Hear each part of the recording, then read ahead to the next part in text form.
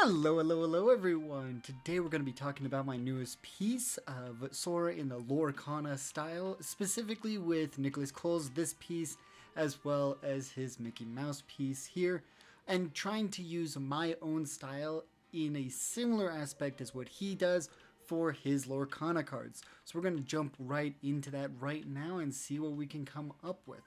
Now, I have been seeing a lot of people play Lorcana. I have not played it myself, but I do find the art very, very pretty, and I would love to continue working on maybe doing this, because this is a portfolio piece that I'm trying to push to be a portfolio piece to maybe get into working for Ravensburger, which would be awesome to see that happen, especially since a lot of the artists that I know personally or have met personally are working for them.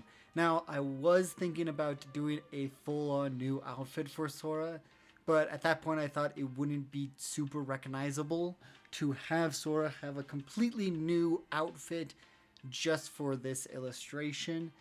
And so I decided to just keep him with a little bit and later on adding some flair that Lorcana has into the Keyblade itself, and seeing what would happen with that.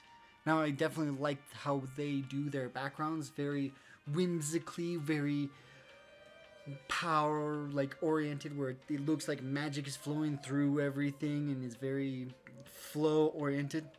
So I wanted to try using that and trying to use some bright, vibrant colors as much as I could. Unfortunately, I started the trees and everything with a purple, as you'll see here in a second. And I didn't like that, as you'll find out later, and I just felt like this piece needed to switch back to more earthy tones. But the reason I wanted to build this is, again, I wanted to have some form of a portfolio piece to add to my repertoire, to add to maybe applying to Ravensburger and trying to get into the Lorcana art and being a professional artist illustrator for a card game finally. I know I've talked about that in the past when I was talking about the Digimon TCG and so on, but I think that it would be really fun if I could get my foot in the door, maybe, and maybe send this to some of my friends that are in the industry and seeing what they think about this illustration.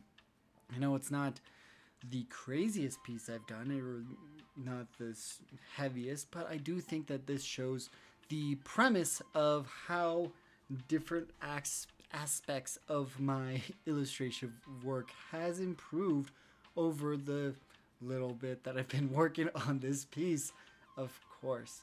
Now, I did struggle trying to keep the vibe of the illustrations going correctly because I felt like they were very, I called it very Crayola rendered. Like they used, it looks like it was made with ink and Crayola crayons, which is awesome, but I think that's the vibe they were going for anyways. And I really did struggle with trying to keep that vibe going and not trying to go to a hyper rendered vibe that I usually go in when it comes to pieces like this.